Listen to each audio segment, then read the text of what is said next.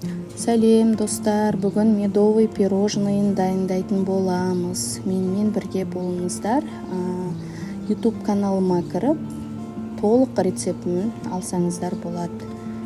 Ол үшін бізге миотымыз бен содамызды осындай менде Kenwoodтың көмегімен араластырдым. Бұның өзінде подогрев несі бар.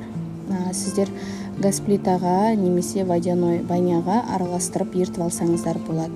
Осындай аппақ көбік болғанша масса дайындайтын боламыз.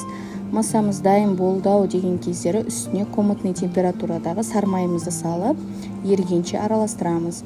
Осы массамыз осылай дайын болды. Дайын болғаннан кейін мен суылғанша басқа бөлек ыдысқа құйып қойдым. Одан кейін жұмыртқамыз бен шекерімізді осылай араластырып аламыз. Аппақ болғанша дайын болған массамызға манағы миотымыз бен нан содамызды құйып, біркелікті массаны айналдырып дайындап аламыз. Дайын болған массамыздың үстіне ұнымызды салып, сұйық қоймалжың тесто дайындайтын боламыз. Бұл тестаны сіздер қолыңызбен жаймайсыздар, оқтаудың ешқандай керек етпейді. 4 бөлікке бөліп тастадым. Квадрат секілді көлемде жайып шығасыздар. 180 градуста 20-25 минутта дайын болып шығады.